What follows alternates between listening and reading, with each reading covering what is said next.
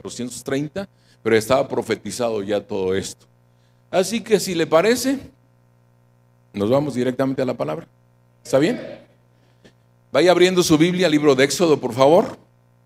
Localice el capítulo número 2 y ahí vamos a iniciar. Lecciones que tienen que ver con ustedes, tienen que ver conmigo, por supuesto.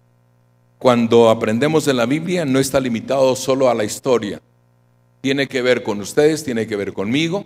Y bendigo al Señor por a todos aquellos que Dios nos ha dado la capacidad de entender, de aplicar la palabra a nuestra necesidad personal.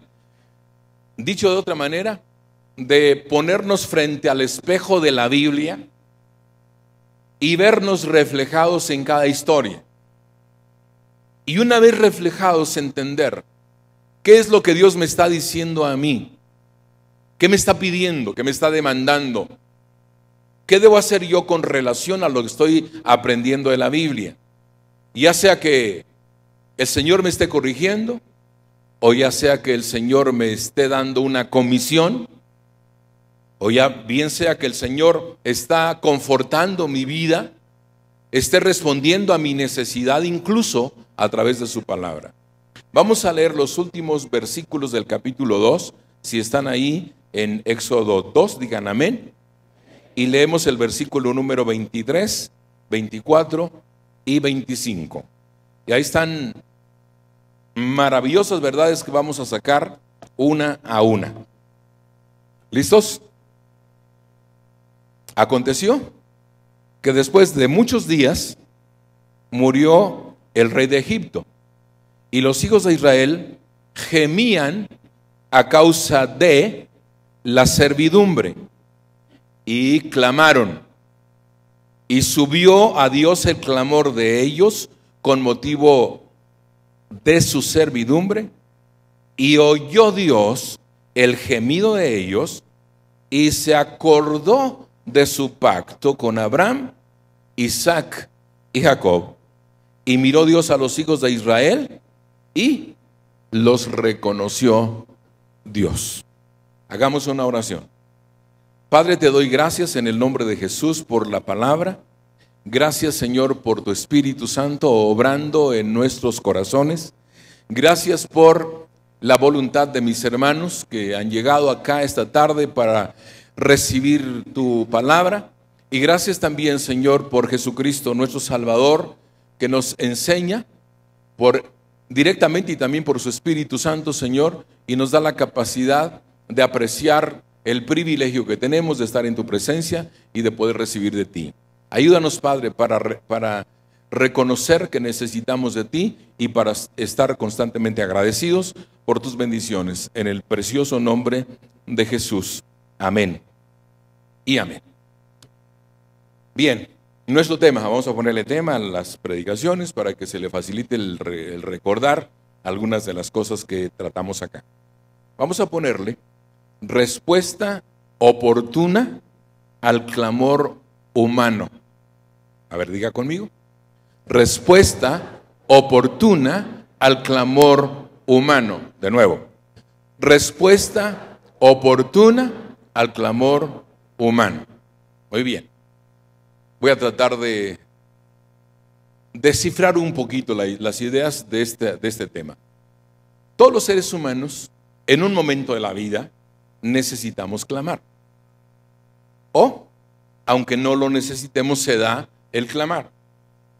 Clamas por justicia, clamas por misericordia, clamas por ayuda, clamas por conocimiento, clamas por mil cosas.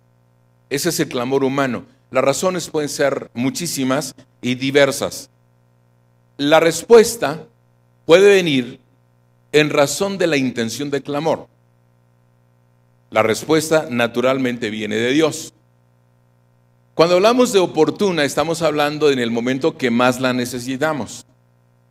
Aquí tenemos algunas dificultades, porque todos los seres humanos quisiéramos tener la respuesta a nuestras necesidades inmediatamente. O sea, apenas me duele la cabeza y quisiera que ya desapareciera. Apenas me han dicho que Me están despidiendo del trabajo y ya quisiera tener el siguiente. Apenas me doy el primer frentazo en algún proyecto y ya quisiera que estuviera el siguiente. Con Dios no siempre es así. A veces Dios nos hace pasar por desiertos, o dicho de otra manera, como el salmista, por valles de sombra y de muerte. Por ahí nos hace pasar. Él está con nosotros, pero nosotros a veces no lo sentimos, a veces no percibimos, a veces incluso nos quejamos que nos ha abandonado. Nunca nos va a abandonar. La impresión que tenemos es esa: Dios, ¿por qué te has olvidado de mí? ¿Por qué estás alejado de mí? ¿Por qué no siento tu presencia? Incluso en las reuniones mismas, les aseguro que más de una persona en este auditorio alguna vez se ha preguntado: ¿por qué ya no siento lo mismo que la primera vez o que aquella vez? ¿Por qué ahora no siento los cantos? ¿Por qué ahora ese canto no me toca? Y algunos traen a la memoria incluso experiencias como: la primera vez que oí esta alabanza me hizo llorar.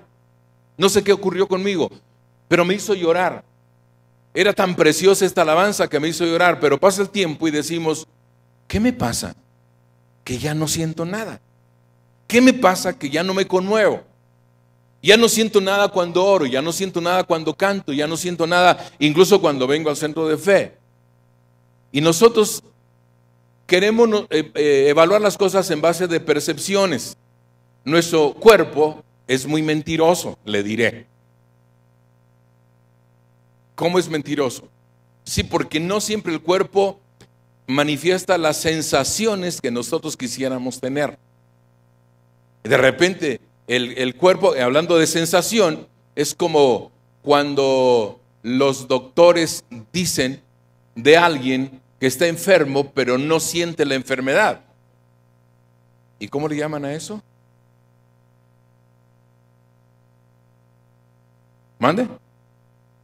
Sí, insensible, pero hay un término médico, no sé si hay un doctor acá que me ayude. Algo así. O asintomático, sí, gracias, hermano. Asintomático.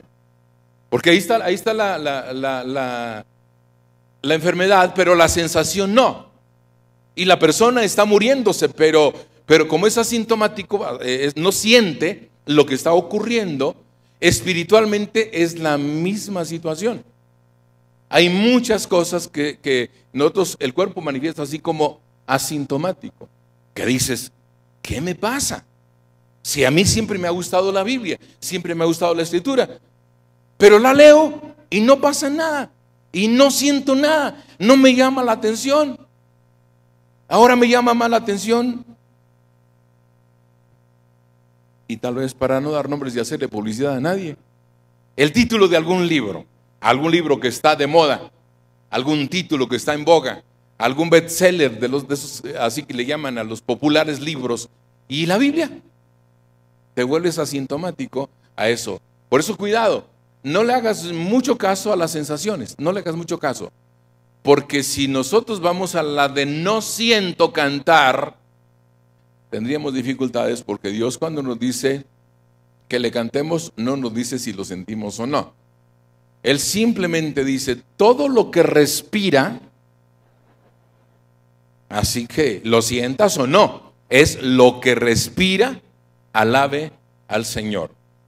Ahora bien, Dios quiera que muchos podamos decir como David en su Salmo 34, no lo busquen, le doy la frase.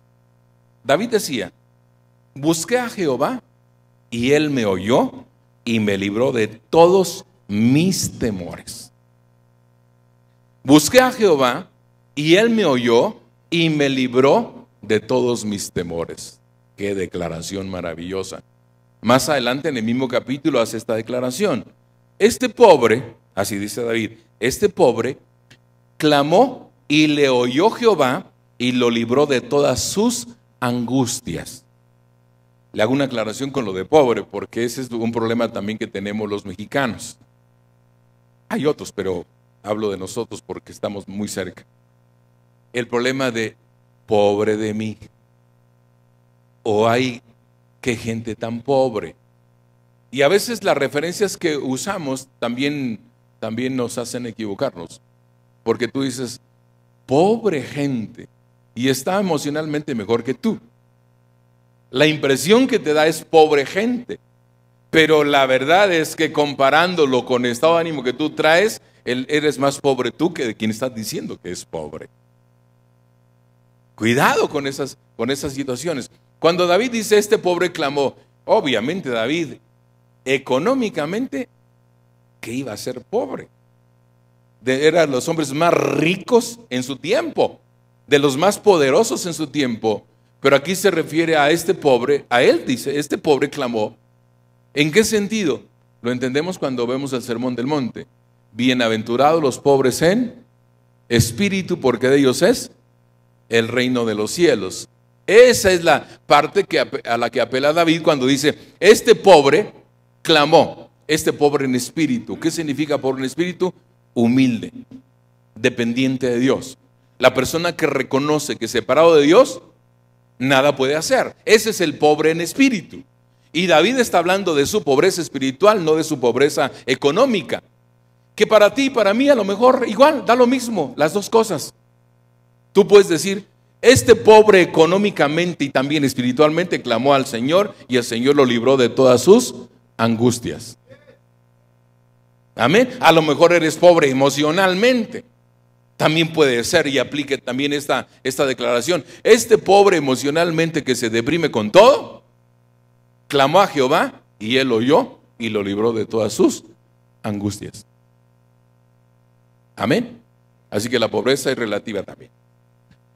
Luego les diré entonces que cuando el salmista clama esto, el Señor responde, le da la respuesta de una manera impresionante. Y en el caso particular les diré que yo soy un convencido, escuche bien de esto, soy un convencido de que Dios nunca llega tarde. Aunque mucha gente piense que llegó tarde. Le diré por qué piensan algunos que Dios llega tarde. Algunos piensan que se convierten al evangelio después de un divorcio. Dios llegó tarde a mi vida. ¿Por qué no llegó antes del divorcio? Dios nunca llega tarde. Algunos piensan que se convierten después de una grave enfermedad. Y le preguntan, Dios, ¿por qué no apareciste antes de la enfermedad? ¿Por qué apareciste durante la enfermedad? O en medio de la enfermedad. Y piensan que llega tarde Dios. Algunos dicen, soy demasiado viejo para hacer un proyecto de vida. Dios, llegaste tarde. ¿Qué voy a hacer a mis 90 años? Pues pregúntele a Abraham. O a otros personajes de la Biblia. Mismo Zacarías, pregúntele si Dios llegó tarde a su vida cuando le dijo que iba a ser papá. Dios nunca llega tarde. Aunque pareciera que llega tarde, Dios nunca llega tarde. Aquí está una prueba más en lo que estamos leyendo. 400 años de esclavitud. Y Dios no llegaba. No llegaba. Y hablar de esclavitud es hablar de una situación que no quiero imaginarla. Pero no debió ser para nada gratificante para el pueblo de Israel estar sujetos a esclavitud por tantos años, generación tras generación, tras generación, tras generación, sin poder tener objetivos, sin poder tener proyectos de vida, sin poder tener un plan de casa, de transporte, de propiedades, etcétera, porque eran esclavos. Los esclavos estaban sujetos a lo que el patrón dijera, que el dueño dijera, porque ni siquiera patrón. La persona que compraba un esclavo, y los israelitas estaban en calidad de esclavos en Egipto, estaban sujetos a lo que Faraón dijera. Si Faraón decía levántense a las 3 de la mañana, tenían que levantarse a las 3 de la mañana. Si Faraón decía esta semana no van a comer, no había que comer. Estaban sujetos a ese tipo de esclavitud por 400 años. Y ahí es donde digo yo, Dios nunca llega tarde, aunque a nosotros nos parezca que llega tarde. Él siempre llega oportunamente, como dice el título. Así que en este caso es donde ahora te recomiendo. Asómate al espejo de la palabra y ve dónde te encuentras en este relato bíblico. ¿Dónde estás tú en este relato bíblico? ¿Dónde estoy yo en el relato bíblico? Vamos a empezar ahí en el verso 23. Aconteció después de muchos días, los muchos días son los 400 años de historia, los muchos días son después de la experiencia de Moisés, de que ustedes saben que el faraón de Egipto mandó matar a todos los niños y que Moisés escapó de una manera sobrenatural, gracias a Dios y su misericordia. Después de todo eso, después de que Moisés huye de Egipto, que mata al egipcio y que huye por temor a la declaración de Faraón, después de todo eso, o sea, ya eso quedó en la historia. Y entonces dice la Biblia, los hijos de Israel gemían a causa de la servidumbre. Vamos a tomar esa idea en primer lugar. ¿Qué nos refleja esta idea? La idea de este versículo nos refleja el estado emocional del pueblo de Israel. ¿Cómo estaban ellos emocionalmente? Lo describe claramente la frase, gemían a causa de la servidumbre. No hay que inventar nada, ni hay que tener una gran imaginación para comprender el estado emocional que tenía esta gente. Y eran millones de judíos viviendo en Egipto. Y esos millones de judíos gemían delante de Dios. Cuando uno gime es porque las cosas no están bien, es porque el estado emocional es grave. A lo mejor ahora mismo hay mujeres gimiendo en este auditorio, no lo tienen que expresar, pero dentro de sí están gimiendo por alguna situación del hogar, alguna situación personal, ya sea que un hijo se fue de la casa, o que cayó en drogas, o que no tiene trabajo el marido, o que el presupuesto no alcanza, o que está amenazado de muerte, o que le llamaron por teléfono los X, Y y Z, no sé. Y entonces la gente emocionalmente está deprimida. La gente emocionalmente está mal. Esa es una especie de servidumbre. Cuando tú estás sujeto al dolor, cuando estás sujeto a la tristeza, cuando estás sujeto a la pena, es una especie de servidumbre. Eres esclavo de tus emociones. Eres esclavo de tus sentimientos. No sé si le ha ocurrido a usted, espero que no. Y si le ocurre, le voy a dar una recomendación para superarlo. Si alguien, por angas o mangas, le dice a usted, me caes mal, y nada más le dice eso, no más, me caes mal, y usted se va a la casa, si usted no puede sacar de su mente esa idea, si se va pensando en lo que le dijeron, si se acuesta con lo que le dijeron, si se despierta con lo que le dijeron, si camina el día siguiente con lo que le dijeron, ¿saben qué ocurrió?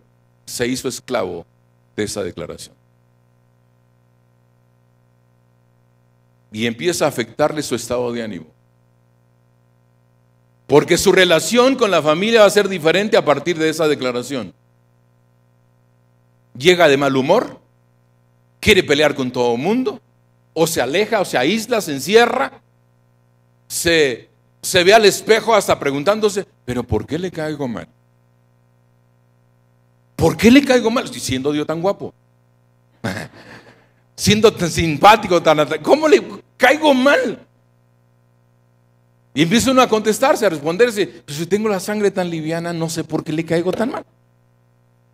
En el momento que tú no puedas desprenderte de esa idea, te hiciste esclavo, siervo de esa situación. Y aquí es donde le doy el consejo. Cuando alguien le diga cosas que usted está convencido que no es realidad, que no es verdad, usted, no es la otra persona, usted, suelte esa situación, repréndala en un momento dado. Amén.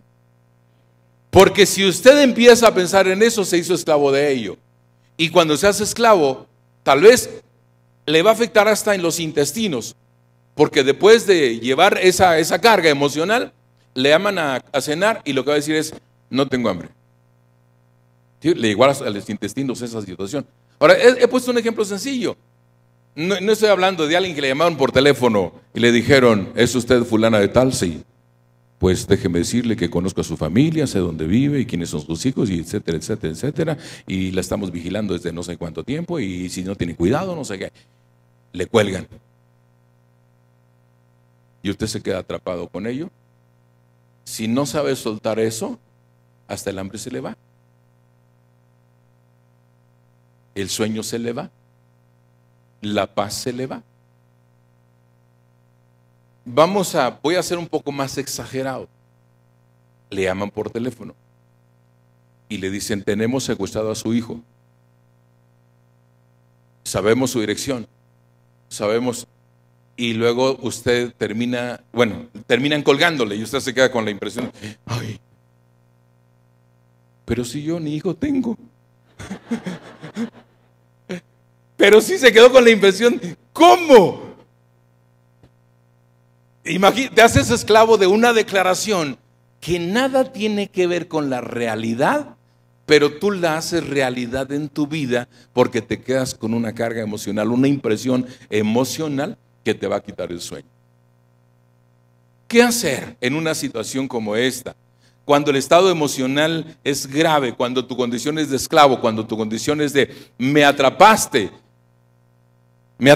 con lo que me dijiste. Entonces la solución es: gime, pero no gimas acá, no hacia abajo, no hacia ti, no hacia la gente. Gime hacia arriba, hacia Dios. Clámale al Señor, solicítale auxilio a Él. Gime. Es verdad, la servidumbre no necesariamente es que seas esclavo de una persona, sino la servidumbre tiene que ver incluso con cuestiones de que tus carencias. Vamos, no sé cómo le fue a usted hoy, si llegaron los Reyes Magos a su casa o no. Tanta gente, hasta crédito a esos detalles tan simples y tan llenos de mentira. Pero hay gente que sigue creyendo en los Reyes Magos, que ya se lo dije muchas veces: ni reyes ni magos. O sea, si vamos a la Biblia, ni eran reyes y tampoco eran magos. Eran sabios de Oriente, que es diferente. Ahí se acabó la historia bíblica, si vamos a la palabra. Pero vamos, volviendo a la historia. Nadie me regaló nada. Ni mi mamá, ni mi papá. Bueno, ni Santa llegó. A mi casa no llegó nadie. Eres siervo entonces de la tradición. Eres esclavo de la tradición. Eres esclavo de lo que la demás gente hace. No comiste tamales, no te dieron champurrado, la rosca de Reyes estaba tan cara que ni pudiste comprarla, pero sí viste a otra gente. Bueno, ayer me quedé sorprendido. Llevé a mi esposa de compras ayer para las cosas de la casa y encontramos una fila de gente. Le dije: ¿qué estarán regalando? Yo lo dije así de esas veces que tú dices: ¿qué estarán regalando, no? Nos pasamos al centro comercial, de regreso vi que estaban regalando roscas de Reyes. Y sí las estaban regalando. Era una estación de radio que había dicho: en tal calle estamos, pero sin mentirle, alrededor de 3 cuadras de fila de gente para su rosca. Yo me quedé pensando: para un triste pan, 2 horas parado ahí, pues mejor lo compro en el Globo, ¿no? Te ahorras tiempo y quizás hasta dinero, no sé, te rinde más en cosas. Pero ven ustedes cómo la gente se vuelve esclava de las tradiciones. Pero quiero pensar en los que no alcanzaron rosca. ¿Cómo se habrán regresado a su casa los que no alcanzaron? Los que cuando llegaron ya en la fila dijeron: ya se acabó. Ya se fue el camión repartidor de la estación de radio, ya no está. El berrinche que han de haber hecho. Y los malestares. Cuando alguien hace berrinche, eso aterriza en los intestinos, le diré. La primera sensación que tiene: ay, es que me duele el estómago. Sí, ahí aterrizan todas esas impresiones. Se te va el hambre o te da aquello que te dijeron. Ahí dejamos. Así que Pudiera ser que alguien aquí llegó al centro de fe con un estado emocional así, con una condición de esclavo, con un gemido de angustia o desesperanza o dolor, pensando en cómo nos irá a ir este año. Subió la gasolina, subió el gas, subió, y bueno, ya la lista se hizo grande, ¿eh? Hasta el lunes en la noche todavía y más o menos se decía que iba a subir. El martes ya fue declarado y los que dan las noticias lo dicen así tan llanamente y crudamente. Dicen, como suele suceder cada año, aquí están los aumentos. Y ahí empiezan a decir que subió, que subió, que subió. Si usted es esclavo de los precios, entonces lo que va a pasar es, ¿qué vamos a hacer?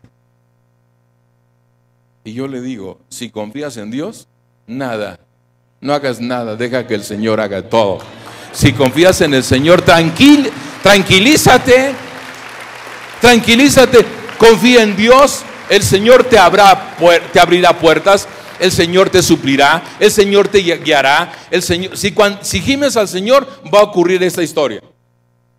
Pero hay que gemir a Dios. No hay que gemir a nosotros mismos, no hay que gemir a la familia, no hay que hacerle al cuento lloriqueando ahí con los demás, porque también en eso somos expertos. Y le diré, y a veces hacemos bromas de experiencias así, algunos piensan que estamos inventando, pero no. Aquí en el centro de fe hace muchos años, venía al centro de fe un hermano que tenía un puesto de zapatos en la Lagunilla. Bueno, creo que hasta la fecha todavía lo tiene. Solo que ya no viene al centro de fe, va a otra congregación. Y ahí en la Lagunilla, pues él tenía su puesto bien puesto. Y alguien de la congregación, seguramente, eso después yo me quedé con la idea de, seguramente sabía del negocio del hermano. Y un día, a la hora de la oración, en ese tiempo teníamos aquí incluso hasta, le llamamos altar, donde nos arrodillamos como, reclinatorio. Y ahí está el reclinatorio, en esos años. Llega el hermano de la zapatería y se arrodilla a orar ahí. Y rápido que llega una hermanita al reclinatorio. Y empieza a orar. Y le dice, Señor, tú sabes que tengo necesidad de zapatos. Señor, te pido por favor, en voz alta, junto al hermano de la zapatería. Bueno, le diré que si algo faltó, era nada más decirle el número y el color. O sea, le dio todos los pormenores. Le diré, sí, efectivamente, lo que algunos están pensando, que el hermanito se cansó de su oración. La detuvo y le dijo, vaya por los zapatos mañana, hermana, por favor. Ese tipo de clamor, no, hermanos, por favor. Así no funciona. Dios te escucha y te contesta a su manera. Cuando dependes de Él, Él te va a suplir. Cuando le clamas a Él, cuando gimes ante Él, Él va a traer respuesta. Vamos a seguir la historia. Primero, vimos que gemían. En segundo lugar, dice, y clamaron. Y ahí le paramos. Clamaron. El clamor en la Biblia es una especie de búsqueda espiritual, una expresión de auxilio, y el clamor en la Biblia está por todos lados. Ese es un indicativo para nosotros muy claro, porque aquí no tenía que decir y clamaron al Señor, porque la siguiente frase complementa esa idea. Clamaron, vamos a ponerlo en los términos, clamaron a Dios. Y ahí es donde la recomendación, ¿a quién vamos a recurrir? Pues a Dios, hermano, a Dios. ¿Cómo me gusta lo que el apóstol Pedro le dijo a Jesús en aquella ocasión cuando la gente dejó de seguir a Jesús por el sermón que escucharon? Y el autor menciona claramente, y muchos se alejaron por esto. Y entonces viene uno de los discípulos y le hace la observación, y Jesús le dice, ¿y ustedes también se quieren ir? Y la respuesta de Pedro, me encanta esa respuesta, o sea, me gusta mucho esa respuesta, porque Pedro le dice, Señor, ¿y a quién vamos? ¿A quién vamos? Tú tienes palabras de vida eterna. Y es que Pedro había escuchado ya la declaración de Jesús, las palabras que yo les he hablado son vida. son espíritu y son vida. Y a Pedro se le quedó tan grabado que dijo, ¿y a dónde vamos, Señor? Si solo tú tienes palabras de vida eterna. Aquí nos vamos a quedar. Aquí vamos a estar, Señor, en el lugar correcto. Es lo que tenemos que hacer nosotros. Si hay una situación que está propiciando que yo clame, que yo gima, que yo llore, que yo lamente, entonces voy al lugar correcto. Voy al Señor. Voy a Él. Le clamo a Él. Resulta interesante también que muchas veces en la Biblia la palabra oración está asociada con ruego. Una de ellas, el apóstol Pablo dijo, por nada estéis afanosos, por nada. Sean conocidas vuestras peticiones delante de Dios con oración y ruego. Y luego le añade, y con acción de gracias. 3 cosas ahí: oración, ruego y acción de gracias. Como me gusta también anticipar la gratitud al Señor por lo que Él va a hacer. Dando por hecho de que vamos a tener la respuesta, debiéramos siempre anticipar. Y gracias, Señor, por darnos la respuesta a estas oraciones. Pero oración y ruego. Y cuando hay ruego, es sinónimo de esperar. Cuando hay que rogar, pregúntele a los niños. Le dije a una de mis nietas, mi hijita, no hay Reyes Magos. Y ella dijo, sí hay, abuelito. Y yo insistí, no hay Reyes Magos. Dice, ¿cómo no? Mi papá, mi abuelito y mi tío. Ella sí que entendió bien el asunto. Y efectivamente, hoy en la mañana amaneció con su regalonón, porque su papá, su abuelito y su tío iban a darle algo. Esa expresión infantil, esa manera de esperar, esa manera de declarar, esa manera de rogar, porque es el tipo de niños o niñas que cuando ponen el dedo en algo no lo sueltan hasta que tienen aquello. Yo también tuve niñas, también tuve estas dificultades de pasar por una tienda y escucharlas lloriquear por una cuestión. Tuve las 2 experiencias. Aunque llores, no hay. Y la saco llorando de la tienda. Pero tuve también la otra experiencia, la donde no puedes, o sea, no te puedes negar, o sea, te toca el corazón. El estar ahí insistiendo, el estarte llorando, el abrazarte. Y algunas ponen una cara que te destrozan el corazón, hermano. O sea, te parten el corazón y cedes. ¿Cuándo fue el momento de ceder? Después de tanto rogar. Y ándale, papi, y ándale, papi, y ándale, papi, y ándale, papi, hasta que por fin dices, está bien. Está bien, te lo voy a comprar. Con Dios es así, hermanos. El asunto es entender que si vamos a gemir es ahí arriba, que si vamos a clamar es ahí arriba, y que el clamor en este caso, como dice la siguiente frase, es interesante ver cómo el Señor compara ese clamor. Fíjese bien, dice, subió a Dios el clamor de ellos con motivo de su servidumbre. A esto yo le llamo la efectividad de la oración sincera. ¿Por qué? Porque sube a Dios el clamor de ellos. Y cuando la Biblia menciona subió a Dios el clamor, tú no podías entender bien esta idea a menos que leyeras el libro de Apocalipsis. Lo de subir el clamor como oración. Algunos dirán, ¿cómo? No entendí bien la idea. ¿Cómo entendemos la idea de subir el clamor a Dios leyendo Apocalipsis? Sí, porque Apocalipsis explica que las oraciones de los santos son como incienso, que suben, como el humo del incienso que sube y llega a la presencia del Señor. Así son las oraciones de sus hijos.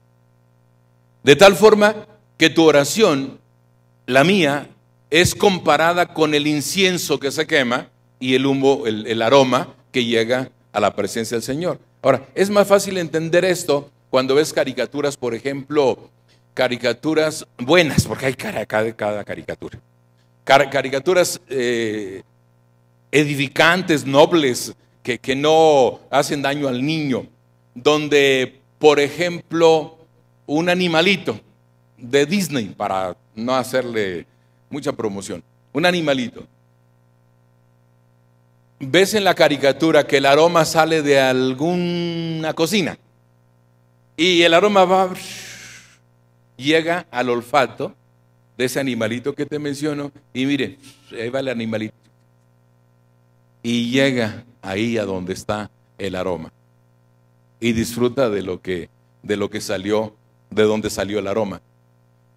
Con esa simple idea de una caricatura, entiendo yo lo que representa mi oración hacia el Señor.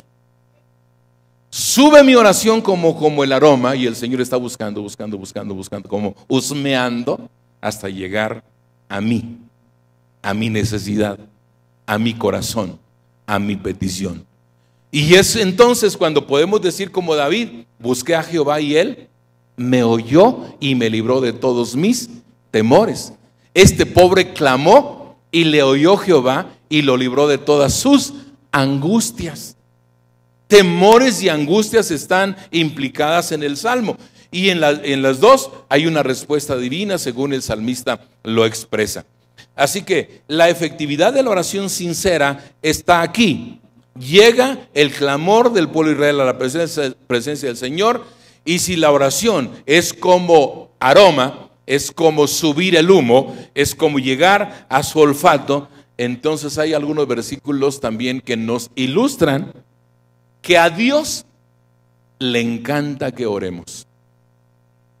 Le gusta que le pidamos. Amén. Hay dos versículos que son para mí excepcionales. Citaré solo uno de ellos. Proverbios 15:8. Si quieren buscarlo, porque ese sí me interesa que lo tengan así como un recurso para la próxima oración personal que ustedes tengan, individual. Cuando se encierren en su cuarto, cuando digan, esta es mi oración personal con el Señor. Capítulo 15, verso 8.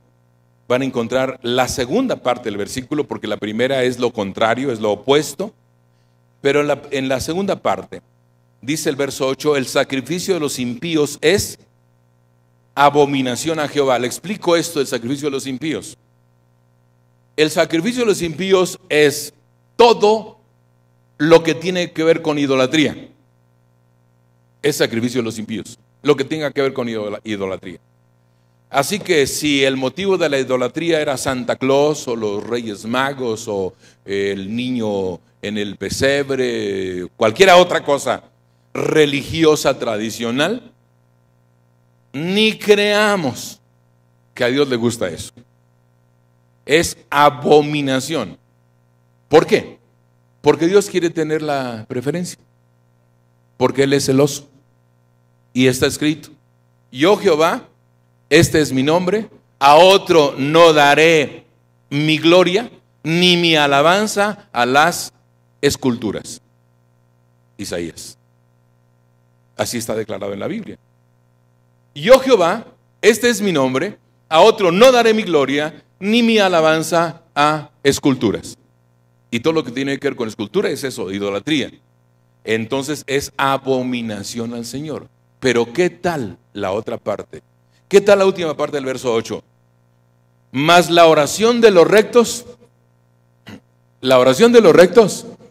es su gozo. ¿Y sabe por qué me gusta ese versículo y esa frase, particularmente esa frase? ¿Por qué?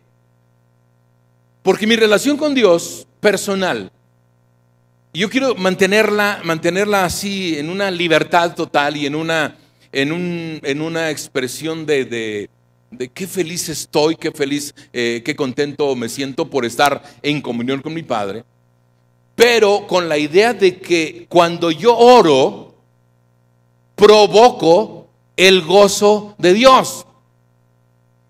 O sea, no solamente me hace feliz a mí, Cuando yo oro, según la Biblia, hago que Dios esté contento. Mi oración es su gozo. Imagínense lo que significa la oración como recurso. Yo hago contento al Señor, hago feliz al Señor, hago que Él esté gozoso cuando yo estoy orando. Porque habla de mí y habla de ustedes este versículo cuando dice la oración de los justos. Y ya saben, los justos aquí con relación a Jesucristo, por supuesto. Cuando el versículo dice la oración de los rectos, es la rectitud en Cristo Jesús, es el gozo del Señor. De tal forma que regresando al libro de Éxodo, cuando el pueblo clama a causa de la servidumbre, cuando el pueblo gime, la oración llega al Señor, sube a la presencia del Señor. Y ahí viene la respuesta. Vamos a regresar ahí a Éxodo, por favor, y vean la siguiente frase. La siguiente frase es otra idea clarísima de cómo Dios contesta. ¿De qué manera el procedimiento? ¿Qué dice el verso 24? Y oyó Dios el gemido de ellos, y ahí nos paramos. Oyó Dios el gemido de ellos, el clamor, la oración, la súplica, la escuchó el Señor. Eso de preguntarle a Dios, ¿por qué no me oyes? Ese es nuestro problema, no es problema de sordera, ahí arriba.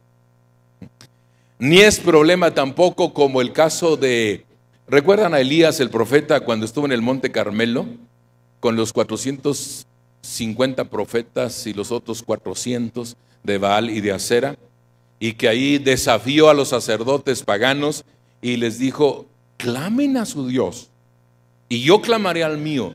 Y el que conteste, que ese sea el bueno. Y empezaron a clamar los sacerdotes paganos a Baal, que era su Dios. Y hasta le hacían danzas y ritos extraños, se rajaban la piel, en fin. Y entonces Elías, desesperado, dice literalmente la traducción, porque quizás no el original sea así como lo vemos en la traducción. La traducción dice, y se burlaba de ellos.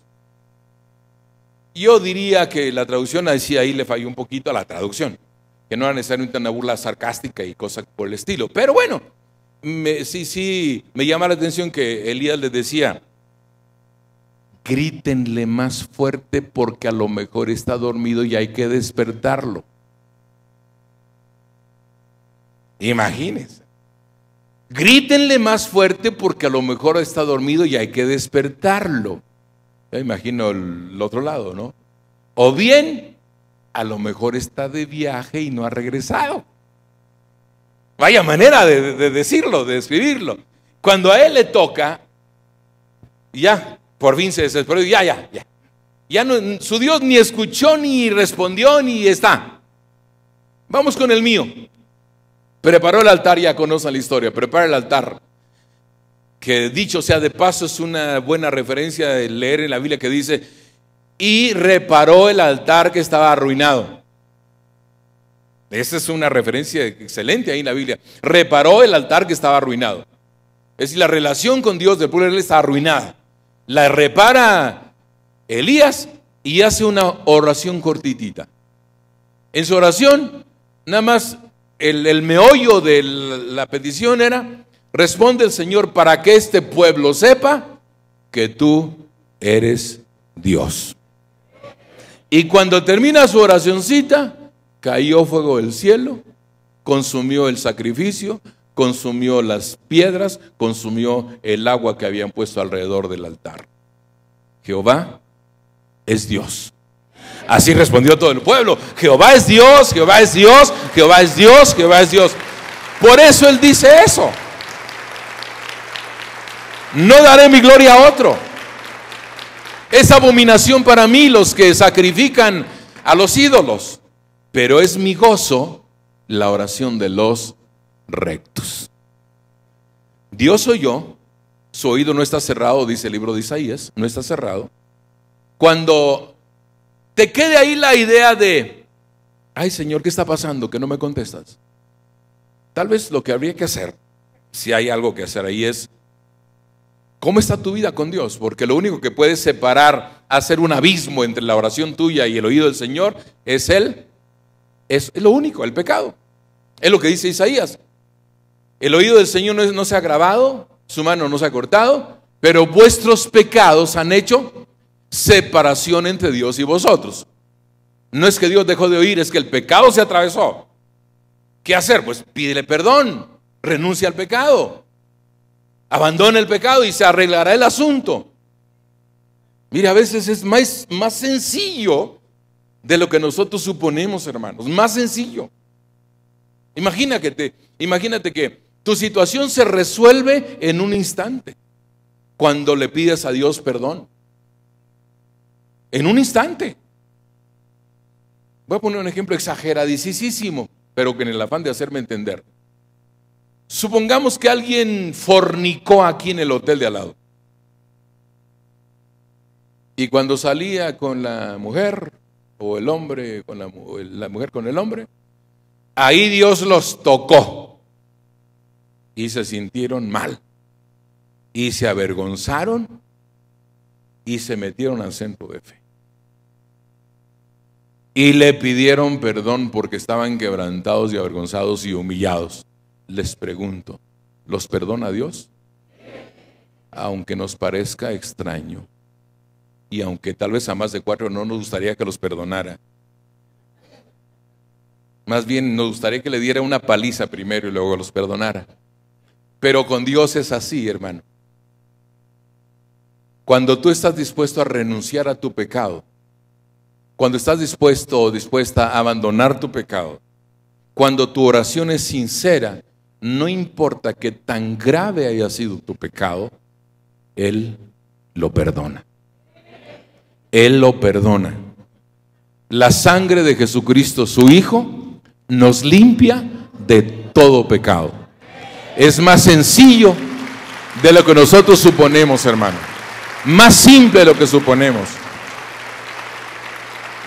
Y nos parece increíble porque venimos en una cultura donde si tú pecabas, te mandaban a rezar no sé cuántos Padres Nuestros y Aves Marías y una caminata de Toluca hasta la Basílica. Y en algunos casos con 2 pencas de nopal en la espalda. Entonces, con esa cultura, por supuesto, tú dices, Señor, castígame, pégame, haz algo para que yo sienta que me perdonaste. Y Dios se ríe ahí arriba diciendo, no.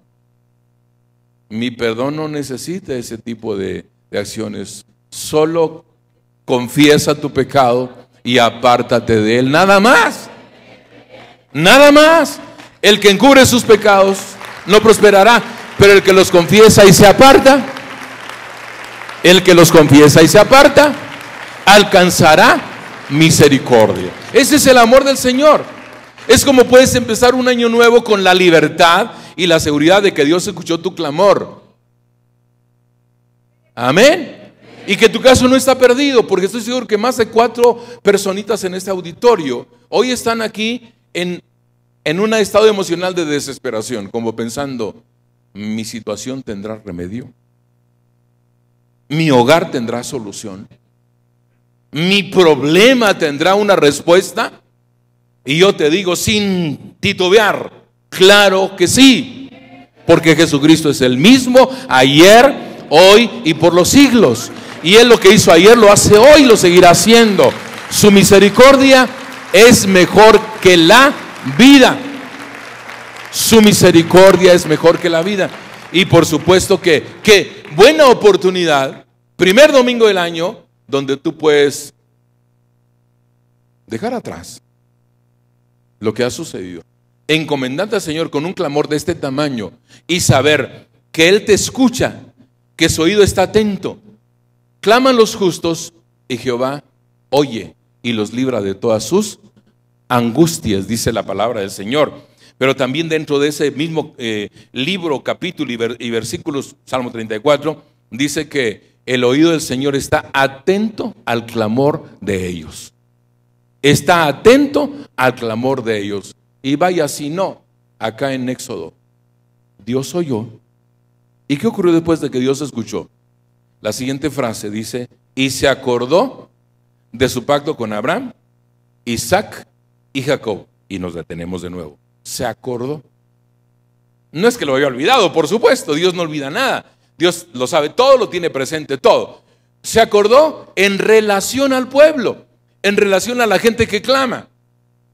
Es como se asocia el asunto de recordar. Dios no tiene que recordar nada, Él lo tiene presente todo el tiempo. Pero al referirse a esto, es que cuando Él oye la desesperación del pueblo en cautividad, en servidumbre, en dolor, en malestar, se conmueve el Señor. Y entonces se acuerda y dice en asociación con Abraham, esos son descendientes de Abraham. Yo a Abraham le prometí que mi pacto estaría con él y que lo iba a prosperar y que lo iba a bendecir. Y ahora estoy haciendo referencia a ese pacto y le dije a Abraham, haré de ti una gran nación, una gran descendencia vas a tener, van a ser esclavizados por 400 años, pero yo los voy a liberar, yo los voy a sacar de la esclavitud. Y cuando Dios relaciona cautividad con promesa, con pacto, porque aquí habla de pacto y los pactos del Señor esos son inviolables. Cuando Dios hace un pacto, hermano, ni vuelta de hoja. Lo que el Señor dice lo va a cumplir al pie de la letra. Y si no, la próxima vez que vean lo que llamamos como arco iris, que Génesis solamente es arco iris es hasta Apocalipsis, pero en Génesis solamente mi arco he puesto en las nubes. Ese arco me va a hacer recordar que yo les prometí a la descendencia de Noé que nunca más iba a terminar con la humanidad a través de una inundación, a través de un diluvio. Esta es la señal de mi pacto. Cuando en las nubes ponga mi arco, ustedes acuérdense de que es mi pacto. Y mire lo que ocurre. Yo no sé si a usted le impresiona el arco iris. A mí me impresiona. Los científicos tratan de dar explicación a eso del vapor y la luz del sol y las nubes y la formación. Eso a mí no me interesa. Me interesa lo que dice la palabra. Dios estableció esa señal y dijo, esta será la señal de mi pacto. Y hasta donde yo sé, la tierra no va a ser inundada nunca más, porque Dios así lo prometió. Y en este caso, Dios recuerda que le dijo a Abraham, yo voy a sacar a mi pueblo de la esclavitud. Dios no olvida sus promesas. Por eso dice la Biblia que las promesas del Señor son fieles y son verdaderas. Fieles y verdaderas. Sus pactos son firmes. Todos los pactos en la Biblia son firmes. Qué bendición estar en el pacto de la gracia. Amén. El pacto de la gracia es donde nos tocó vivir a nosotros. Todavía a los discípulos de Jesús les tocó vivir en el pacto del Antiguo Testamento y la transición. Ellos estaban sujetos muchísimo todavía al pacto mosaico, al pacto de Moisés.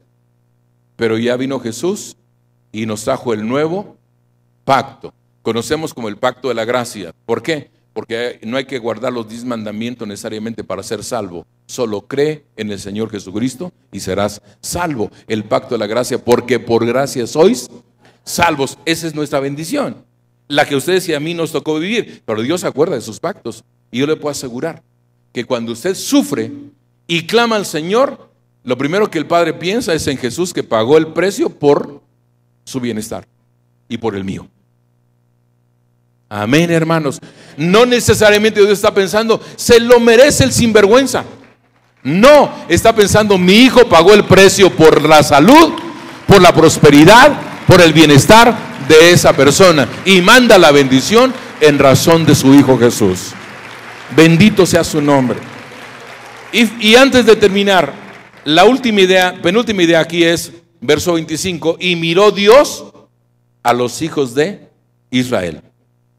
Su mirada en este caso es sinónimo de disposición. Cuando Dios mira al hombre es porque está dispuesto a ayudarlo. Cuando Dios pone atención al hombre es justamente porque está interesado en tu necesidad, en tu clamor, en tu gemido. Está interesado en tu situación. Posiblemente hay aquí en este auditorio piense que nadie se preocupa por la necesidad tuya, que nadie tiene interés en si tienes trabajo o no, si tienes ingresos o no, si tienes salud o no. Y posiblemente hay más de 4 personas aquí con esa idea. Pero te diré entonces que Dios te está mirando. Y cuando Dios te mira, es que pone su interés en ti. Miren, no necesitamos muchas pruebas. La próxima vez que lea el Nuevo Testamento completito, o los 4 evangelios, estamos leyendo Juan. Pero cuando leas 4 evangelios va a encontrar que una de las expresiones claves en la vida de Jesús para hacer sus milagros es que empieza con: y miró Jesús a esa persona. Y después de mirarla vino, se acercó a él, lo tocó, le preguntó, le declaró, le dijo, pero empieza con: Jesús vio a la samaritana, cuando la samaritana todavía ni idea tenía de lo que iba a ocurrir, y Jesús vio a la samaritana.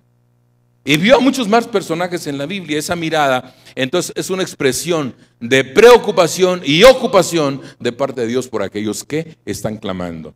Y la última idea es: y los reconoció Dios. Por supuesto, no tiene que ver nada con: ¡ay, eres tú! No.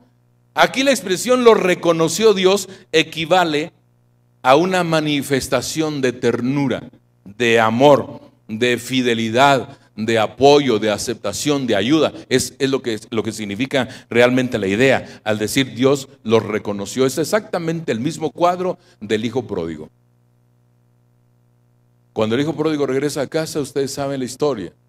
Deshecho, desde cualquier punto de vista, pensando en ser un esclavo en la casa. Porque igual, la equivalencia de ¿cuántos jornaleros en la casa de mi padre tienen abundancia de pan y yo perezco de hambre? Es esclavos los que están como jornaleros. Y el hijo pródigo regresa a casa pensando en ser esclavo, pensando en ser jornalero.